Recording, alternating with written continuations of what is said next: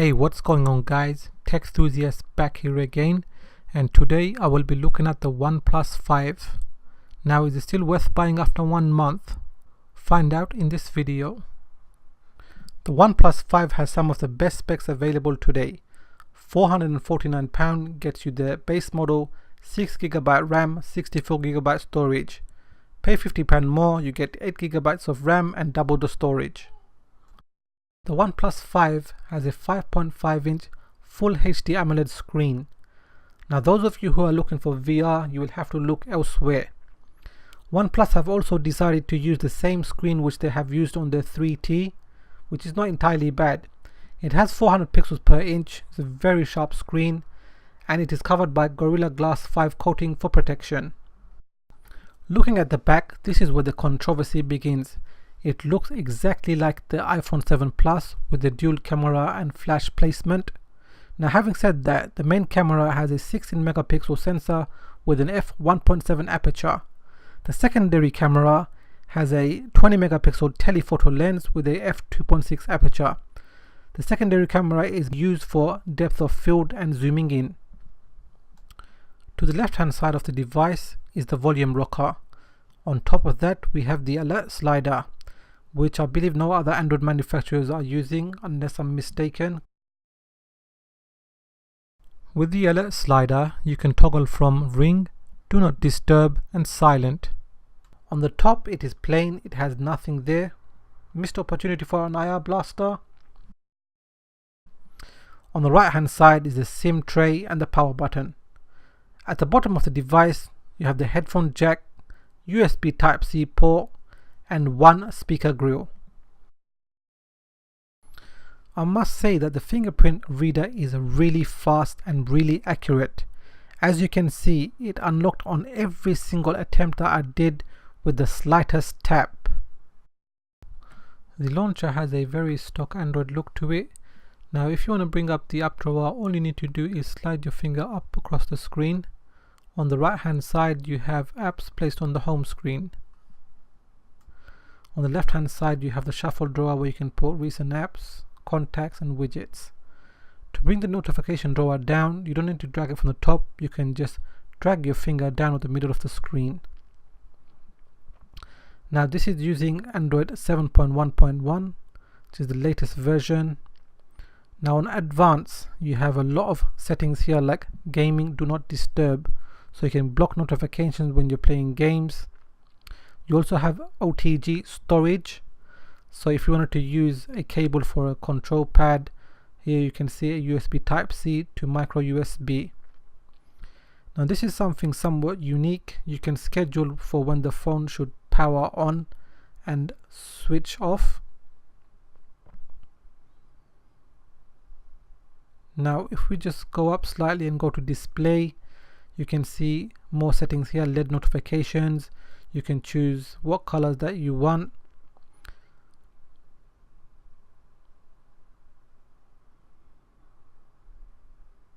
Theme. Now a lot of people have been requesting dark theme and OnePlus have added it in.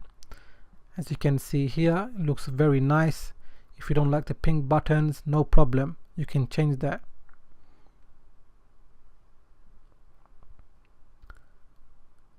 And just like that, it is applied. I'll just switch it back to default.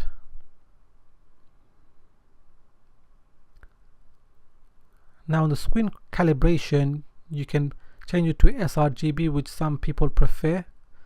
I'll just go back to default again. Reading mode. This is something that OnePlus have included. With it activated, it will alter the colors on the display to give you a better browsing experience. This also means battery draining will be slower. You can also choose which app you want to activate the reading mode. I'll just turn that off now.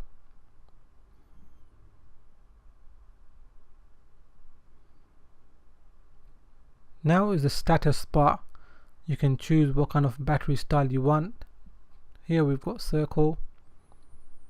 If you want to show the battery percentage, icon manager, so you can get rid of some of the icons on the top example the Wi-Fi.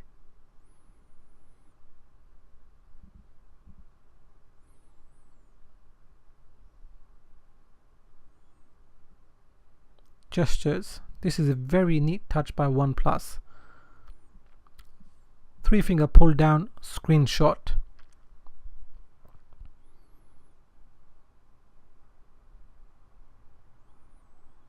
Now if I do a double tap, it will wake the phone.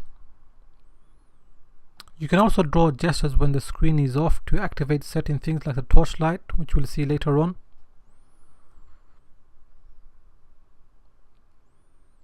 Swap the buttons, so it's quite self-explanatory here. On-screen navigation bar can be toggled off, toggled on.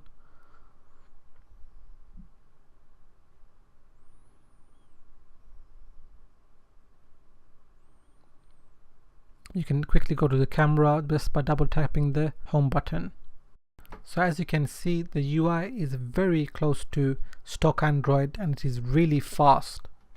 The ambient display feature allows you to show notifications just by picking up the phone. Now as you can see here, if I draw a V, it will turn the flashlight on.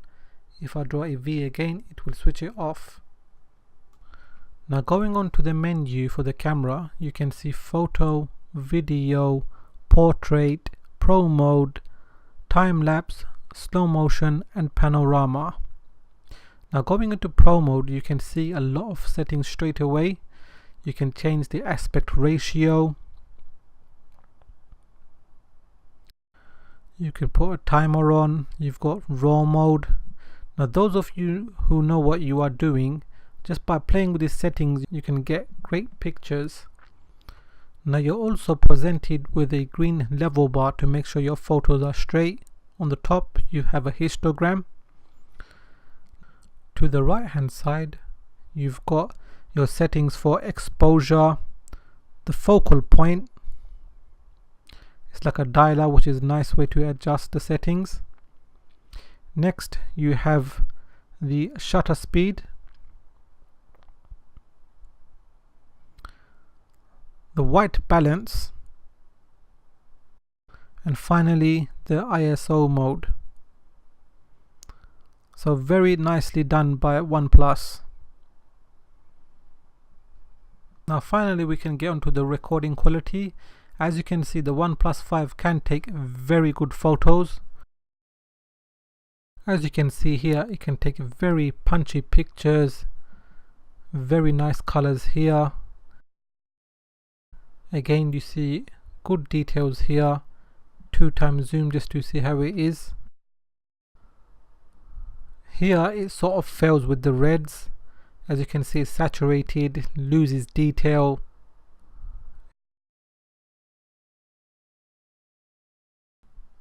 The 2x zoom here lost focus.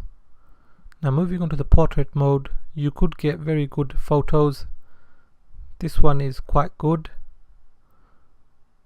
However, it is not perfect. If you look at the left ear here, it is blurry. Here are two indoor photos about 1 hour before sunset.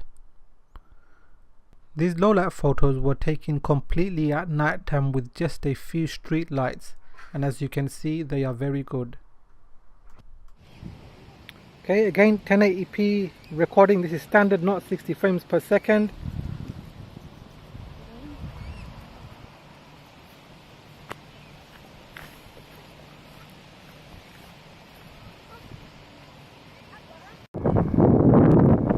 (1080p) 60 frames per second recording.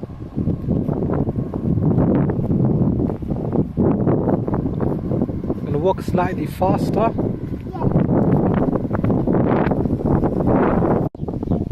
Okay, 4K recording.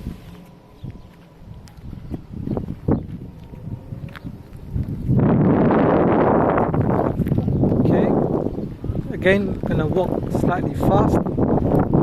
Then eventually a short jog.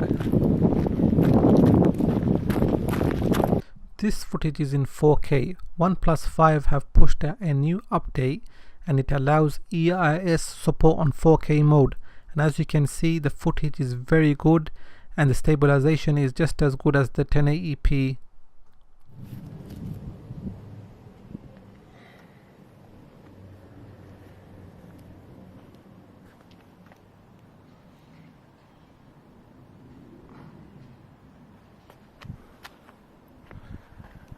and a little jog right there just to finish it off. The OnePlus 5 has one mono speaker, however it is quite loud.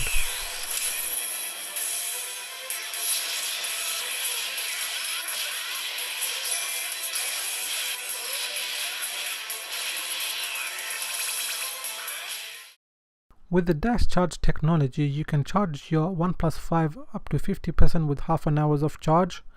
Now you can get screen on time up to about 5.5 to 6 hours with using games, videos and browsing. Now this brings me to the final point. Is the OnePlus 5 worth buying now? Personally, I believe it isn't, especially if you own a flagship from last year. It isn't a flagship killer as it does not have water resistance, micro SD card support. The camera is behind the Google Pixel, HTC U11 and the Samsung Galaxy S8 despite the hype. There are other alternatives such as the Huawei Honor 9, there's Xiaomi Mi 6 which can go pan for pan in terms of spec and it is way cheaper, both of which do not have stock Android. But if you are one of those people who want the close to stock Android experience as possible and do not mind paying that price tag, then it is still a good phone, just quite not a flagship. I really appreciate you watching this video. Please do leave a comment, a like, subscribe if you haven't already, and I'll catch up with you in the next video.